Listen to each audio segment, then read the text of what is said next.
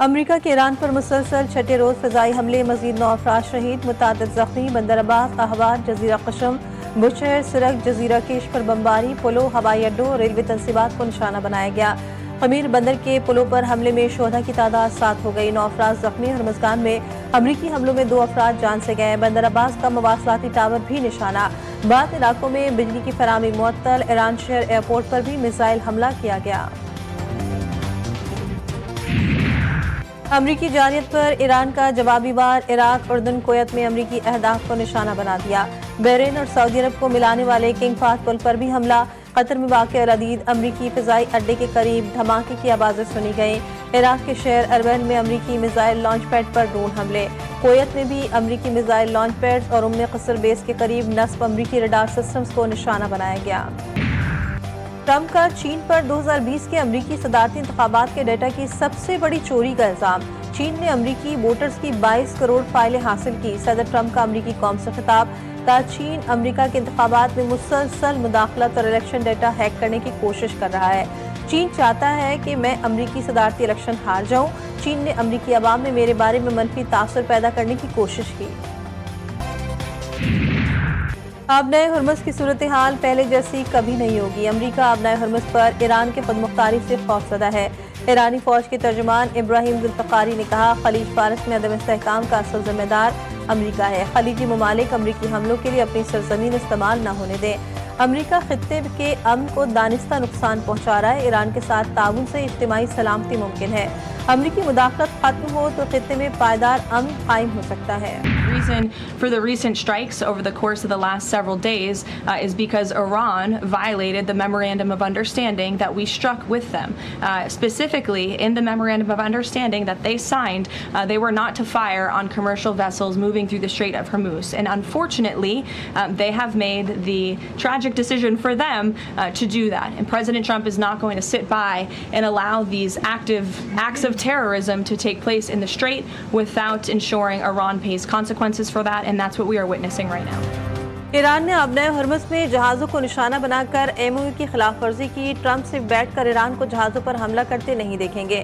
ترجمان white house Caroline لیوٹ نے دعویٰ کیا کہ ایران اور امریکہ کے درمیان بات چیت کا سلسلہ جاری ہے، ایران معاہدہ کرنے کا خواہش مند ہے، ایران کو کسی صورت جوہری ہتھیار رکھنے کی اجازت نہیں دی جا سکتی۔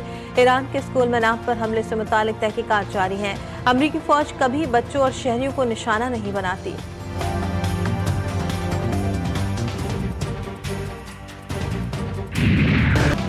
امریکہ اہم تنصیبات پر حملے کر کے جنگی جرائم کا مرتکب ہو رہا ہے، حملے اقوام متحدہ کے چارٹر اور عالمی قوانین کی کھلی خلاف ورزی ہیں۔ ایرانی وزیر خارجہ عباس اراغچی کا 2 ٹوک پیغام، تمام عالمی حکومتیں امریکی جنگی جرائم پر کارروائی کی پابند ہیں۔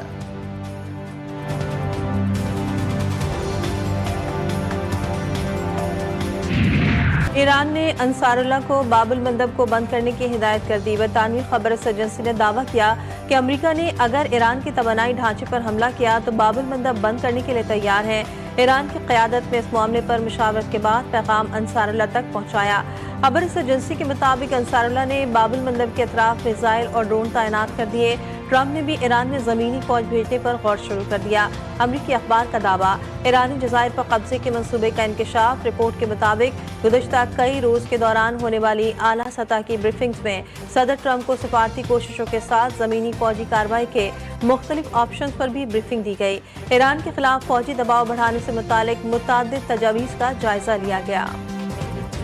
قطر نے ایران کے خلاف فوجی کارروائی میں شامل ہونے کا اسرائیلی پروپیگنڈا مسترد کر دیا۔ 2 ٹوک الفاظ میں واضح کر دیا کہ الزامات ایسے افراد کی جانب سے پھیلائے جا رہے ہیں جو قطر کو تنازع میں گھسیٹنا، ثالثی میں اس کے اہم کردار کو کمزور کرنا اور خطے کو مزید کشیدگی اور انتشار کی جانب دھکیلنا چاہتے ہیں۔ امریکہ ایران مفاہمتی یادداشت ناکام بنانے کے لیے جے ڈی وینس نے اسرائیلی سازش کا بھانڈا پھوڑ دیا۔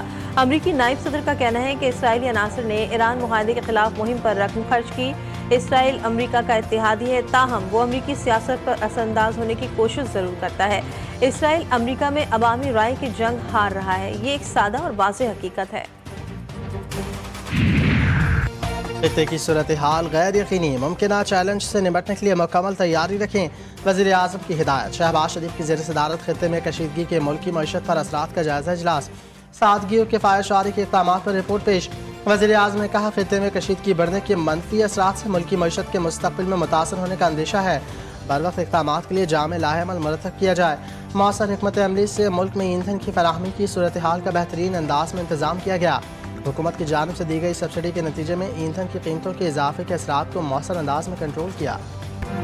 चीन इलेक्शन डेटा हैक करने और अमरीकी इलेक्शन में चीन मुदाखलत की कोशिश कर रहा है। अमरीकी सदर डोनाल्ड ट्रंप के चीन पर संगीन इल्जामात। व्हाइट हाउस में खिताब में कहा कि इंतखाबात से मुतालिक खुफिया इंटेलिजेंस दस्तावेजात फौरी डी क्लासिफाई की जाए। दावा किया कि 2020 के सदारती इंतखाबात के डेटा में चीन ने मुदाखलत की। दस्तावेजात के सामने आने से इंतखाबी निज़ाम की खामियां बेनकाब होंगी। गिलगित बल्तिस्तान असम्बली ने गिलगित बल्तिस्तान को अबूरी सूबाई हैसियत देने से मुतालिक मुश्तरका करारदाद मुतफ़क़ा तौर पर मंजूर कर ली। करारदाद में गिलगित बल्तिस्तान के अवाम को दीगर सूबों के मसावी आइनी, सियासी और जमहूरी हुकूक फराहम करने और कौमी सतह पर मौसर नुमाइंदगी देने का मुतालबा किया। जॉइंट एक्शन कमेटी के प्रेस रिलीज में हक़ाइक़ को तोड़ मरोड़ कर पेश किया गया। JAA से राब्ता तशद्दुद ख़त्म करवाने और पुरअमन हल की नीयत से किया। मेरी कोशिश सिर्फ अमन के लिए थी, इससे क़यास आराइयों की नज़र किया जा रहा है। चेयरमैन ओवरसीज़ पाकिस्तानीज़ फाउंडेशन कमर रज़ा का अपने मुतालिक JAAC की प्रेस रिलीज और सोशल मीडिया मुहिम पर वजाहती बयान। कहा, ओवरसीज़ पाकिस्तानियों के खदशात दूर करना मेरी अवलिन तरजीह है। अक्सर अफराद ने मेरी तजवीज़ पर दानिशमंदाना रद्द-ए-अमल दिया। चंद अनासर सस्ती शहरत के लिए इस इक़दाम को इस्तेमाल करने की कोशिश कर रहे हैं। मैंने अपने इदारे और अपने लोगों की नुमाइंदगी की। आज़ाद कश्मीर के अवाम से अपील कि वो खून खराबे का साथ ना दें, मुस्लिम लीग नून को वोट दें, उनको वोट ना दें जिन्हें काम नहीं आता। वज़ीर आला पंजाब मरीम नवाज ने बच्चों को मशवरा भी दिया कि आइंदा मैं कभी आपके मुंह से ना सुनूं कि जी हमें तो सियासत का कुछ पता नहीं, हमें तो सियासत में कोई दिलचस्पी नहीं। वज़ीर आला पंजाब का कहना था कि माजी में नाअहल हुकूमतों की वजह से तालीम का शोबा नज़रअंदाज रहा। पंजाब के हर बच्चे को जदीद तालीमी सहूलियात की फराहमी हुकूमत की अव्वलीन तरजीह है।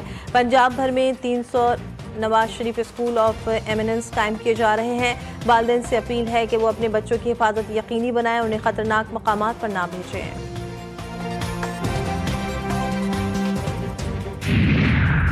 बलूचिस्तान में ऑपरेशन शाबान जारी। सिक्योरिटी फोर्सेस की मौसर कार्रवाइयों में खारजी दहशतगर्दों को भारी नुकसान। सिक्योरिटी ज़राए के मुताबिक मजीद 3 खारजी दहशतगर्द हलाक कर दिए गए। हलाक दहशतगर्दों की मजमूई तादाद 91 हो गई। अब तक ऑपरेशन शाबान में 129 दहशतगर्द हलाक हो चुके हैं। मौलाना फजलुर रहमान के बयान पर सख्त रद्द-ए-अमल। गवर्नर सिंध निहाल हाशमी का कहना है कि ज़बान फिसल जाए तो बयान वापस ले लेना चाहिए।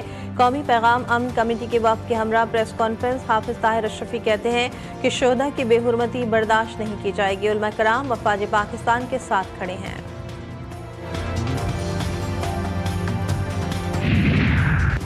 फजलुर रहमान शोहदा से मुतालिक बयान वापस लें। उनके बयान से हर पाकिस्तानी की दिल आज़ारी हुई। अल्फाज वापस लेने से मौलाना फजलुर रहमान की इज्जत कम नहीं होगी।